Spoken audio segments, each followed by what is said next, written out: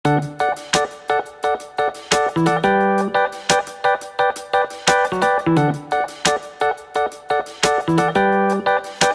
Bu Ani. Waalaikumsalam warahmatullahi wabarakatuh, Bu Ega. Bagaimana kabarnya hari ini, Bu? Alhamdulillah sehat dan alhamdulillah masih semangat untuk melaksanakan tugas di sekolah ini. Gimana Bu Ega? Alhamdulillah saya juga senang sekali bisa bertemu Bu Ani pagi ini. Begini Bu, saya ingin mengajak diskusi dengan Bu Ani dengan kaitannya tugas pendidikan guru penggerak saya di modul 3 tentang pengambilan keputusan. Saya itu butuh sharing, butuh ilmu dari Bu Ani terkait pengalaman dalam mengambil keputusan. Bagaimana Bu Ani? Apakah Bu Ani ada waktu untuk kita diskusi bersama? Ya, insya Allah ada. Ya, silakan. Terima kasih Bu Ani. Jadi nanti saya ingin mengajukan beberapa pertanyaan ya Bu terkait pengambilan keputusan yang selama ini Bu Ani terapkan. Untuk yang pertama, selama ini bagaimana ya Ibu dapat mengidentifikasi kasus-kasus yang merupakan dilema etika atau rujukan moral? Selama ini yang saya lakukan terhadap kasus yang merupakan dilema etika bagi siswa atau guru dalam pembelajaran itu kami melalui supervisi kelas dan juga memantau pembelajaran dari setiap kelasnya, dan juga kami wawancara dengan guru terkait dengan kasus yang mungkin dialami oleh guru ataupun siswa yang menjadi kasus kita bersama, sehingga kami tahu bagaimana kasus ini untuk melakukan penyelesaian. Jadi melibatkan banyak pihak ya? Iya, betul. Selama ini bagaimana Ibu menjalankan pengambilan keputusan di sekolah, terutama untuk kasus-kasus di mana ada dua kepentingan yang sama-sama benar atau sama-sama mengandung nilai kebajikan? Selama ini kami tidak mengambil sendiri karena ini juga melibatkan banyak kepentingan, terutama guru, juga siswa, juga dengan orang tua atau masyarakat, dan juga dengan kita sesuaikan juga dengan aturan yang ada atau yang berlaku. Baru nanti kita ambil keputusan bersama setelah kita melihat data-data ini yang pastinya itu kita ambil yang terbaik demi kebaikan dari pihak sekolah maupun yang terkait dengan kasus ini. Langkah-langkah atau prosedur seperti apa yang biasanya Ibu lakukan? Ya, yang pertama kita kalau ada kasus, kenali kasusnya dulu. Nah, setelah kita kenali, kemudian kita cari datanya, mengapa ini kasus ini seperti ini, yang mungkin penyebabnya apa dan sebagainya. Nah, itu kita perlu data-data, dan pengambilan data itu juga tidak hanya dalam menggunakan satu data saja, mungkin dengan yang lain, baik data itu secara administratif maupun wawancara dan sebagainya. Kemudian setelah itu kita uji berdasarkan peraturan atau apa itu. Nah, sehingga setelah itu kita dapatkan keterangan atau data-data tersebut, baru kita adakan musyawarah, diskusi dengan teman-teman dan juga pihak-pihak yang terkait atau stakeholder, misalnya dengan orang tua, dengan komite mungkin kalau itu kasusnya itu sampai merambah kepada wali murid atau masyarakat. Selama ini hal-hal apa saja yang selama Ibu terapkan yang merusakkan pengambilan keputusan. Mungkin Ibu bisa memberikan contohnya terkait kasus yang mungkin terjadi di sekolah ini. Iya. Selama ini yang saya terapkan itu juga itu tadi dengan diskusi dengan teman-teman dan juga kita kaitkan dengan peraturan dan juga untuk kepentingan jangka panjangnya. Contohnya kemarin ada siswa di mana siswa itu belum bisa membaca dan usia anak itu sudah tinggi atau sudah banyak, sehingga kami juga bingung apakah ini mau dinaikkan atau tidak, karena kalau tidak dinaikkan berarti akan nanti berefek kepada siswa itu jika sudah lulus kemungkinan akan terlambat untuk masuk ke SMP. Nah, kemudian juga kalau dinaikkan kita harus ada konsekuensinya. Artinya nanti orang tua itu menerima atau tidak, kemudian anak itu mampu melanjutkan ke kelas yang lebih tinggi atau tidak, dan kita pertimbangkan yang baik. Sehingga kemarin kita pilih, kita naikkan berdasarkan kesepakatan bersama dengan catatan siswa itu harus meningkatkan prestasinya dalam belajar, dalam membaca, sehingga di kelas yang lebih tinggi itu akan bisa. Hal-hal apa saja yang selama ini merupakan tantangan dalam pengambilan keputusan pada kasus-kasus dilema etika? Selama ini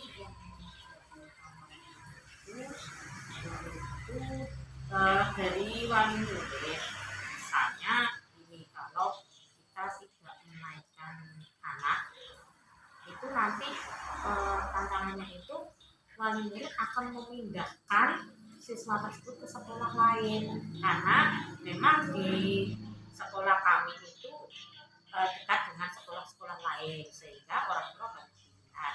Sehingga untuk mengantisipasi hal itu kami kalau tidak menaikkan akan memanggil orang tua tersebut atau wali murid tersebut dan kita jelaskan, kita ajak diskusi. Kalau memang orang tua itu bersedia putranya itu tidak dinaikkan demi kebaikan anaknya, nah itu kita tidak menaikkannya. Tapi kalau memang orang tua itu memberikan alasan kenapa kok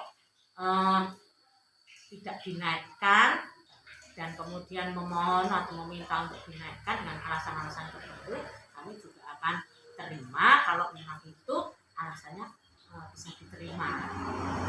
Harus komunikasi terlebih dahulu ya, untuk mengatasi tantangan-tantangan tersebut. Terus apakah Ibu memiliki sebuah jadwal tertentu dalam sebuah penyelesaian kasus dilema etika, atau mungkin Ibu dalam menyelesaikan waktunya itu langsung seketika itu ketika ada kasus Bu Ani langsung menyelesaikan saat itu juga, atau mungkin Bu Ani punya jadwal khusus? Kalau untuk menyelesaikan itu ya kita tidak langsung seketika gitu ya, karena kita memang harus meneliti dulu, mencari apa data dulu, sehingga jangan sampai kita salah dalam mengambil keputusan.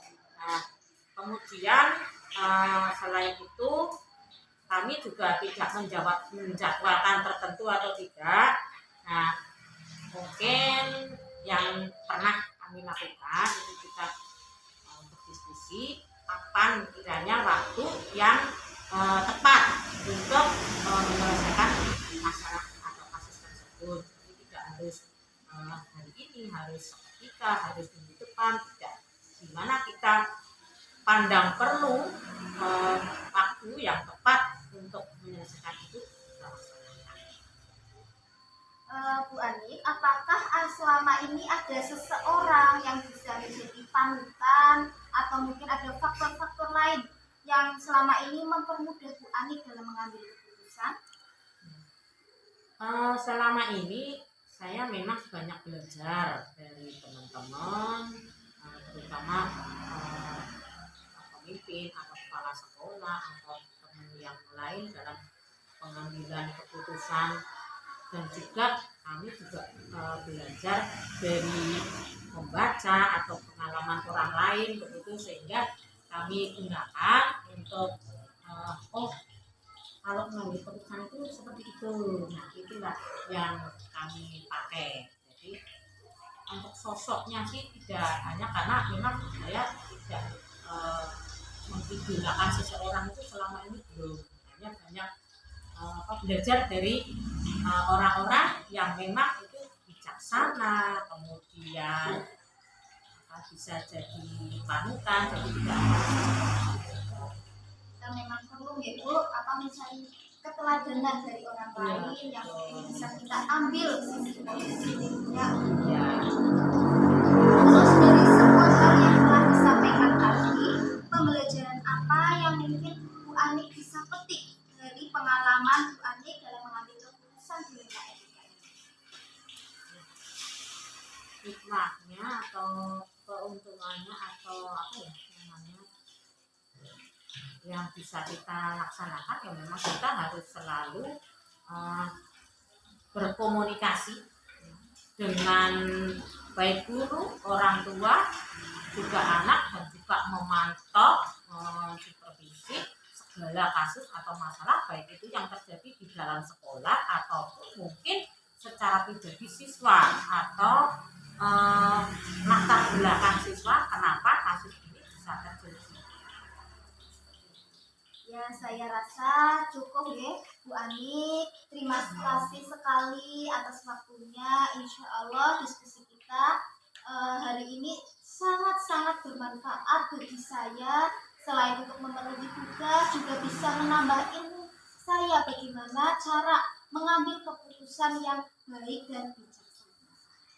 Sama-sama Bu Indah, dan saya juga mohon maaf apabila tadi dalam menyampaikan cara kami di sekolah menyelesaikan kasus itu kurang sesuai, maka yang kami mohon maaf. Sama-sama, terima kasih. Sama-sama. Assalamualaikum Mbak Fadil. Waalaikumsalam Mbak Tuya. Bagaimana kabarnya Mbak Fadil hari ini? Alhamdulillah sehat walafiat seperti yang Mbak Dia lihat hari ini. Alhamdulillah teman-teman juga sehat ya Mbak Fadil. Dan hari ini kami mohon izin, saya beserta teman-teman ada Bu Nur Sasi Ekawati dan juga Bu Ani Puji Lestari ingin mewawancarai Mbak Fadil mengenai pengambilan keputusan berbasis dilema etika dan juga rujukan moral. Langsung kita mulai saja ya Mbak Fadil. Siap. Ya, untuk yang pertama Pak, selama ini bagaimana Anda mengidentifikasi kasus-kasus yang merupakan dilema etika atau rujukan moral? Oh iya. Ini memang kasus paling berat itu kalau kita sudah dihadapkan pada dilema etika dan rujukan moral. Karena di sana kita harus berbicara dari hati nurani, tapi kita melihat regulasi seperti itu. Selama ini hampir semua yang saya terapkan kita masih condong ke hati nurani Mbak. Jadi kadang kita masih menguatkan hati nurani kita, sehingga kadang ada permasalahan di SD kita pandang sudut pandangnya pasti regulasi akan kita nomor duakan seperti itu Mbak. Baik Pak Fadil, saya ingin bertanya, bagaimana Pak Fadil menjalankan pengambilan keputusan di sekolah selama ini, terutama untuk kasus-kasus di mana ada dua kepentingan yang sama-sama benar atau sama-sama mengandung nilai kebajikan? Untuk itu saya sering mengalami, misalnya kalau saya kan kebetulan aktif di kurikulum ya, jadi saya sering mendapatkan tugas kadang dari kurikulum, dari kabupaten, bahkan juga dari kementerian juga pernah.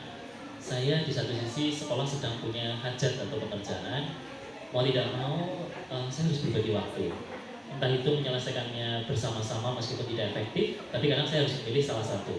Jadi kalau saya melihat itu kita mengambil sisi urgensi, karena itu kepentingan tidak hanya pribadi juga, tapi juga ada kepentingan yang lebih luas. Sehingga saat saya dihadapkan pada dua pilihan, pasti saya akan mengambil pilihan yang paling menganut hajat hidup orang banyak, itu yang saya utamakan. Kira-kira seperti itu saya. Pak Fadil, saya juga akan menyambung kira-kira Pak Fadil itu latihan seperti apa, seperti apa yang biasa Pak Fadil lakukan? Oh iya. Jadi kalau kita dihadapkan pada permasalahan itu, kalau saya sendiri ya, baik itu yang di etika maupun moral gitu ya. Jadi kita harus melihat sisi lebih dalam masalah. Fakta-fakta kita kumpulkan dulu terkait dengan masalah. Biasanya saya kumpulkan dulu fakta-faktanya, karena itu akan bisa menjadi bahan untuk saya mengambil sebuah langkah penyelesaian. Ya seperti itu. Jadi setelah fakta-fakta kita kumpulkan, membandingkan antara sisi urgensi satu dengan yang lain, nilai kebenaran yang lebih berpihak kepada orang banyak dan keberpihakan kepada diri sendiri atau hanya lingkungan setempat. Maka itu yang akan saya pilih, itu pasti nanti dari semua yang dikumpulkan fakta-fakta itu nanti akan kita korelasikan dengan dampak ke depan. Dampak ke depannya apa? Kalau dampak ke depannya kalau kira-kira kita akan menemukan dampak yang lebih luas, nah berarti itu biasanya saya akan memprioritaskan untuk mengambil keputusan ke sisi daripada permasalahan yang memang harus segera saya selesaikan. Jadi kan seperti itu Mbak Ani. Kemudian Pak Fadil kan sejauh ini dengan pengalamannya sebagai kepala sekolah maupun aktif di berbagai kegiatan kurikulum sudah sering menemukan kasus-kasus yang menunjukkan adanya dilema etika atau peraturan nih Pak. Nah, kira-kira hal apa yang menurut Bapak itu paling efektif untuk mengambil keputusan dalam permasalahan yang mengandung dilema etika? Oh iya, contohnya Mbak, contohnya kemarin. Contohnya itu kemarin saat kita sedang akreditasi. Nah, di satu sisi akreditasi itu kita harus membuka sispena, kemudian kita di sana harus mengupload dokumen. Ya, itu ternyata ada tuntutan mengupload dokumen. Tetapi di satu sisi kita melihat teman-teman sedang sibuk juga kegiatan ANBK. Jadi ada ANBK, ada akreditasi. Jadi sama-sama semuanya penting. Akhirnya setelah kita melihat mengkaji bahwa urgensi dari ANBK, geladi bersih, itu hari itu harus selesai. Katakanlah kita hanya punya waktu hari itu karena ada rentangnya. Untuk akreditasi kita masih punya kesempatan untuk menyelesaikan antara kita pilih upload dokumen atau hanya mengisi level biasa saja.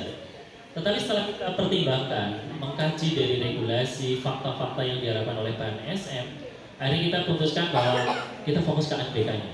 Karena kita semua guru-guru harus menemani anak-anak yang masih tahap belajar. Sehingga kita yang untuk ANBK-nya mau nggak mau kita harus nomor 2-kan akreditasinya, kita harus nomor 2-kan dan kita selesaikan sebatas kemampuan. Jadi kita tidak bisa memaksakan. Kita hanya mengisi level dia saja dan terpaksa kita belum menyelesaikan sampai unggah dokumen. Seperti itu Mbak Tia kira-kira. Selama Pak Fadil dalam mengambil keputusan, mungkin kan ada kendala-kendala.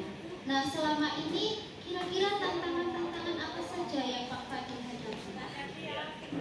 Jadi kalau kita tadi berbicara memutuskan antara saya harus akreditasi atau ANBK tadi, itu ada pertentangan juga. Kenapa? Karena ada opsi dari pengawas mengharuskan kita mengambil dokumen seperti itu. Otomatis kita harus melihat permasalahan ini sebagai bentuk kebijakan. Kita harus melaksanakan kebijakan, yaitu akreditasi. Harus diupload dokumennya dan level dia diisi.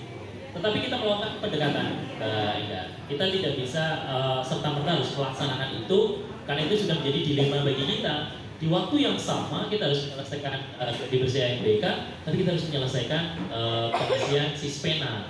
Maka saya bertanggung jawab sebagai kepala sekolah, penyelenggaraan ANBK-nya lancar, selesai. Kemudian permasalahan tadi yang terkait dengan kita harus upload terkait dengan kebijakan yang diberikan oleh pengawas, saya yang pribadi memberikan pengertian kepada pengawas bahwa akreditasi itu ternyata kita masih diberikan peluang kalau kita hanya mengupload atau mengedit level kinerja dia saja. Jadi kita tidak harus mengupload. Seperti itu Pak Enggar kira-kira. Nah, dari tadi yang pendekatan Pak Fadil sudah lakukan itu, kira-kira Pak Fadil itu mempunyai jadwal tertentu atau tidak untuk menyelesaikan kasus-kasus dilema etika yang ada? Kemudian apakah langsung diselesaikan atau memang ada jadwal tertentu? Oh iya, selama ini yang namanya masalah datang itu tidak bisa terjadwal ya Pak ya. Kita kan nggak punya masalah itu datang ini setiap bulan itu masalah persyaratannya. Enggak kan? Contoh akreditasi dan MPK tadi kan datang kita nggak tahu karena semua program dari pemerintah ya, dari pemerintah, sehingga kita tidak punya jadwal. Kalau prinsip saya, selama kita diberikan permasalahan yang melibatkan dilema etika tadi, maka mau tidak mau harus eksekusi saat itu juga. Kita membutuhkan power, membutuhkan apa istilahnya kekuatan untuk menghasilkan keputusan. Yang jelas keputusan itu harus berpihak kepada masyarakat yang lebih luas. Ini seperti itu Mbak Ani. Jadi tidak ada jadwal khusus harus kita punya waktu untuk menyelesaikan. Itu kalau berkait dengan tadi ya dilema etika itu ya tadi. Karena semuanya benar gitu, tidak ada masalah gitu seperti itu. Begitu Mbak Ani? Iya Pak Fadil, menurut obrolan kita ya, sepertinya Pak Fadil sudah memiliki manajemen permasalahan yang cukup baik ya. Nah, menurut Bapak Fadil, selama ini apa sih faktor-faktor yang membantu Pak Fadil dalam menyelesaikan masalah-masalah itu, dan apakah ada orang yang membantu Bapak Fadil dalam menyelesaikan permasalahan? Iya, kalau permasalahan di sekolah atau di sekolah kami, kita lebih enak dalam menyelesaikan. Kenapa? Karena kami sudah membangun sistem di dalam sekolah itu sendiri. Yaitu apa? Sistem keluargaan, sistem komunikasi yang terbuka, itu yang memudahkan kita. Kalau ada sesuatu yang menimbulkan permasalahan, kita akan mudah langsung kita satu persatu kita tadi ajak ngobrol dan sebagainya. Pertimbangan diambil secara bersama, mufakat, tentu akan mengarah pada tujuan bersama yang lebih bermanfaat. Jadi yang kita bangun adalah sistem komunikasi, sistem kekeluargaan di dalam sekolah itu, sehingga memudahkan saat kita punya permasalahan, kita mengambil jalan penyelesaiannya adalah penyelesaian berdasarkan daripada kepentingan yang lebih luas. Jadi nggak ada egosentris di sana. Kepalanya juga kita nggak boleh merasa ini yang paling penting, tidak. Tapi kita selalu terbuka, musyawarah, kemudian kita menentukan mana sih ya yang kita akan selesaikan atau yang kita utamakan terkait dengan waktu sama. Kita harus mengambil keputusan untuk menyelesaikan satu kegiatan. Nah, kita harus seperti itu. Jadi tetap kita mengutamakan kepentingan yang lebih luas dan berdasarkan hasil musyawarah bersama. Begitu Mbak Dia kira-kira. Baik Pak Fadil, setelah kita berbincang-bincang tentang pengalaman mengambil keputusan, kira-kira pembelajaran apa yang bisa Pak Fadil petik? Ya. Ternyata ya sebagai kepala sekolah kita itu tidak boleh memandang satu masalah, artinya satu beberapa kegiatan yang harus hadir dalam satu waktu itu, kita tidak boleh berpikir bahwa kita harus menyelesaikan secara bersama-sama atau kita memprioritaskan semuanya. Ternyata tidak bisa, karena tetap waktu yang akan berbicara dan kita harus membuat keputusan yang tepat. Jadi keputusan yang tepat tadi bukan semata-mata keputusan saya pribadi Pak Enda, tapi itu adalah hasil keputusan yang sudah kita bahas dan kita diskusikan dengan teman-teman di sekolah, sehingga nanti keputusan itu tidak akan menjadi fokus permasalahan ke depan yang hanya disalahkan oleh satu orang atau kepada satu orang. Jadi kiranya besok misalnya di akreditasi yang tadi kita akan mengambil keputusan untuk MPK, tidak ada istilahnya nanti pengawasnya marah-marah terus gurunya itu kepala sekolah itu enggak. Jadi oh iya Bu, kemarin misalnya pengawas melakukan klarifikasi, kita menyelesaikan itu memang secara musyawarah karena kita menganggap itu masalah bersama gitu. Sehingga ya bagi kami kepala sekolah memang paling penting adalah kita menjalin komunikasi yang baik, transparan, ya, menjalin komunikasi yang baik, terbuka, hati ke hati. Maka itu mudah kita apabila kita harus menyelesaikan dilema etika seperti tadi ya, yang katakanlah kita dihadapkan pada posisi di mana harus memutuskan meskipun sama-sama benar, ya seperti itu ya. Jadi kita tetap memfokuskan pada titik prioritas di mana yang lebih urgent. Seperti itu Mbak Ika. Baiklah Pak Fadil, terima kasih atas waktunya, atas sharingnya ilmu tentang pengambilan keputusan ya. Kami bertiga mengucapkan terima kasih sekali. Kira-kira sudah cukup ya. Kita akhiri, sekali lagi kami ucapkan banyak terima kasih pada Sama-sama Mbak Ani, Mbak Tia dan Mbak Ika. Terima kasih juga saya diberikan kesempatan ya, jadi untuk berdiskusi. Semoga apa yang saya sampaikan tadi ya bisa menjadi pengalaman adik-adik besok kalau menjadi kepala sekolah ya, seperti itu. Terima kasih Pak Fadil. Assalamualaikum warahmatullahi wabarakatuh. Waalaikumsalam warahmatullahi wabarakatuh. Assalamualaikum Mbak Slamet, selamat siang. Waalaikumsalam warahmatullahi wabarakatuh. Selamat siang. Ya, bagaimana kabarnya hari ini Pak sehat selalu. Iya, semoga selalu semangat ya Pak. Ya, Ya, kami teman-teman calon guru penggerak Banjarnegara ingin meminta waktu Bapak untuk wawancara terkait pengambilan keputusan berbasis dilema etika dan juga rujukan moral. Kami di sini bertiga Pak, ada saya sendiri, Rufaida Alistia Hoirunisa, kemudian ada Bu Nur Sasi Enggarwati dan juga Bu Dina Rizky Marawati.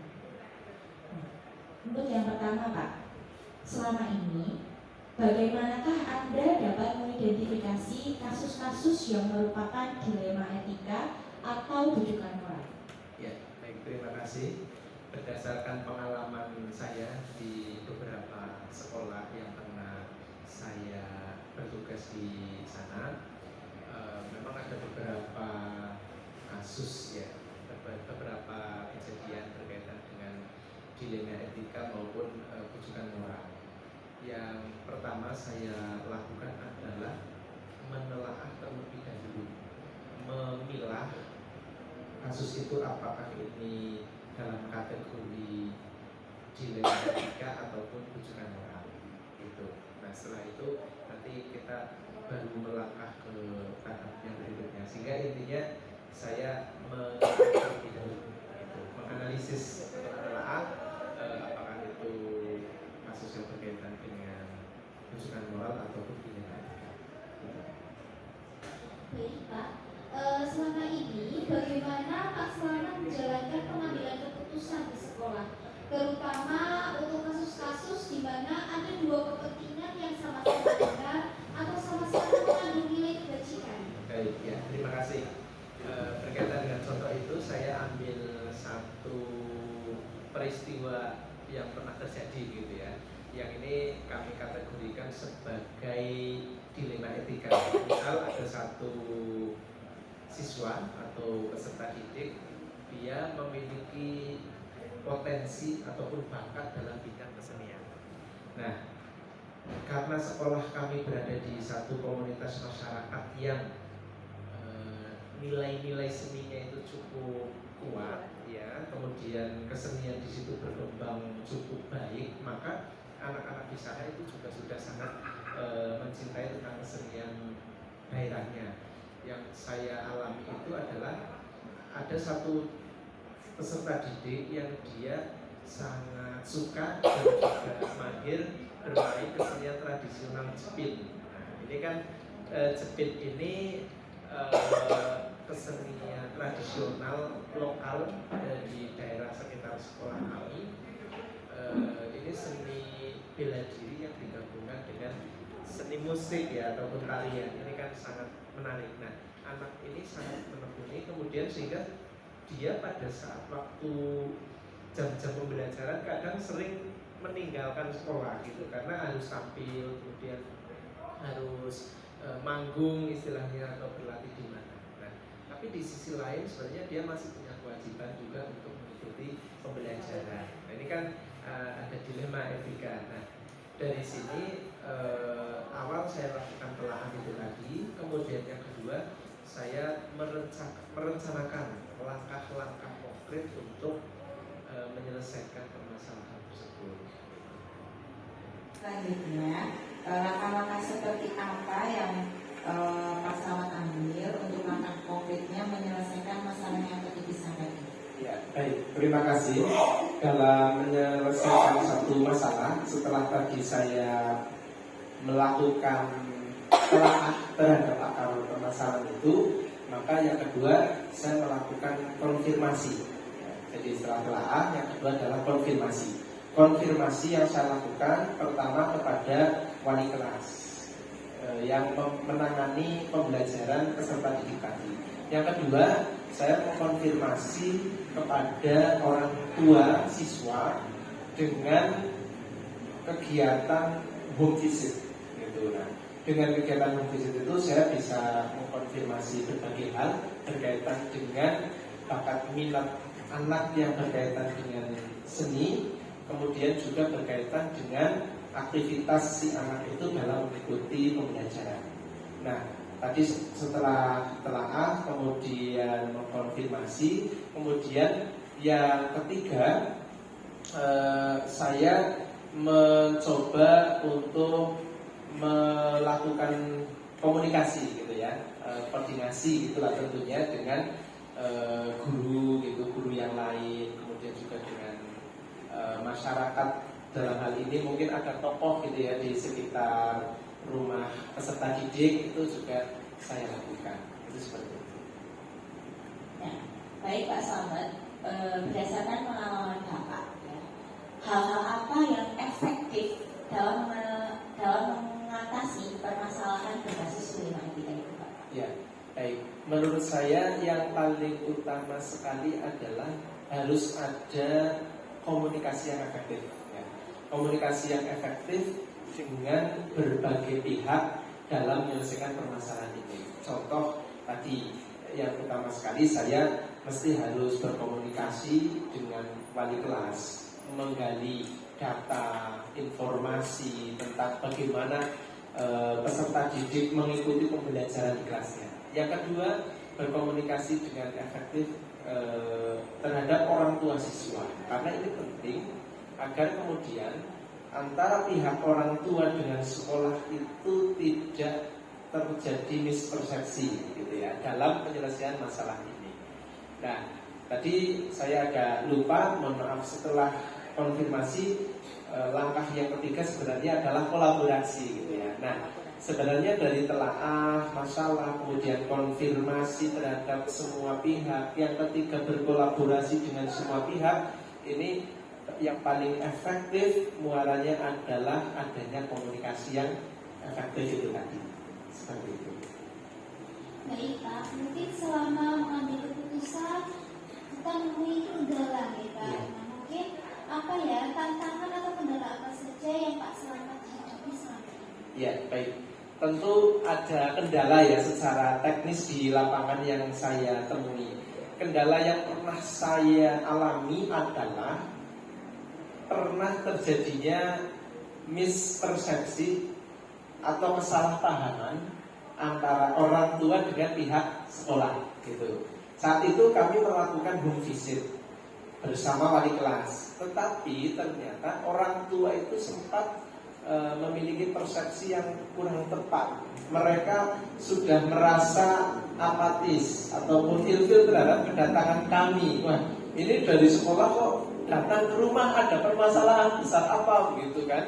Nah, setelah kami datang ketemu dengan orang tua, kita jelaskan secara runtut, kita sampaikan secara lengkap tentang maksud dan tujuan kedatangan kita, maka orang tua pun akhirnya memahami gitu.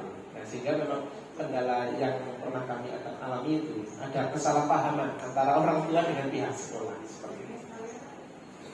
Baik Bapak, pastinya dari kegiatan atau penyelesaian masalah itu ya Pak, apakah Pak Slamet itu membuat jadwal tertentu untuk menyelesaikannya atau saat itu juga Oh iya, untuk baik. menyelesaikannya? Iya. Kalau saya memang lebih cenderung atau berdasarkan pengalaman dalam menyelesaikan satu permasalahan, saya buat perencanaan dalam menyelesaikan masalah itu. Time schedule saya susun. Ini penting dalam rangka menentukan target kapan masalah itu bisa terselesaikan. Contoh konkretnya, saya harus merencanakan kapan mengkonfirmasi dengan wali kelas, kapan saya mengkonfirmasi dengan orang tua murid, kemudian kapan saya bertemu dengan wali kelas ataupun guru-guru yang lain dalam rangka menganalisis bersama hasil ataupun informasi yang saya dapat pada saat melakukan konfirmasi terhadap orang tua, terhadap peserta didik atau terhadap wali kelas itu sendiri. Nah, sehingga perencanaan ini penting agar penyelesaian permasalahan itu bisa kita tentukan targetnya kapan bisa selesai. Karena kalau tidak direncanakan ya nanti bisa molor-molor gitu kan, bisa nanti berkepanjangan gitu, tidak segera tertangani dengan baik. Seperti itu. Ya, berarti perencanaan atau sistem perencanaan yang sistematis dan manajemen manajemen step by step-nya itu harus dilakukan di dalam mengambil sebuah keputusan. Menurut Pak Slamet itu ada faktor-faktor yang mendukung atau orang yang selama ini membantu Pak Slamet dalam menyelesaikan permasalahan di sekolah? Iya, ada. Menurut saya daya dukung terbesar dalam menyelesaikan permasalahan yang ada itu adalah sumber daya guru di sekolah kami. Jadi para guru ini sangat solid, kemudian berkolaborasi dengan kami selaku kepala sekolah dalam menyelesaikan permasalahan. Nah, kebetulan juga ada salah satu guru yang bertempat tinggal di wilayah atau di dekat sekolah, kemudian juga dekat dengan tempat tinggal siswa tadi yang sempat kita lakukan home visit, sehingga banyak informasi-informasi yang itu juga menambah informasi yang valid sebagai dasar untuk pengambilan keputusan gitu. Nah, sehingga memang daya dukung guru ini sangat luar biasa dalam menyelesaikan permasalahan yang ada di sekolah seperti itu. Baik Pak, setelah kita berbincang-bincang tentang pengalaman dalam pengambilan keputusan, mungkin ada pembelajaran atau hikmah apa yang bisa Pak sampaikan? Ya, dari permasalahan yang muncul kemudian kami tangani, ada 2 poin penting dalam artinya hikmah yang bisa saya ambil. Yang pertama adalah perlu adanya komunikasi yang efektif dalam menyelesaikan suatu permasalahan. Dengan komunikasi yang efektif ini kita bisa menyampaikan pesan ataupun informasi ataupun solusi yang kita tawarkan kepada berbagai pihak. Yang kedua, setelah adanya komunikasi yang efektif, maka diperlukan kolaborasi dari berbagai pihak dalam menyelesaikan suatu permasalahan. Kolaborasi yang kami bangun pada saat menyelesaikan masalah yang tadi awal kami uraikan itu kolaborasi antara guru, saya selaku kepala sekolah, kemudian juga peserta didik itu sendiri, orang tua murid, atau bahkan ada kolaborasi juga dengan tokoh masyarakat yang ada di sekitar situ. Nah, sehingga komunikasi efektif akan melahirkan kolaborasi yang efektif juga, sehingga akan cepat menyelesaikan permasalahan yang ada.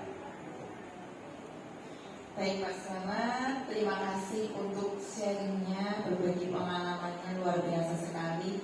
Bagaimana Pak Slamet itu bisa melakukan komunikasi efektif dan kolaborasi, bisa memberdayakan guru, ini luar biasa. Terima kasih, semoga ini nantinya bisa menjadi pembelajaran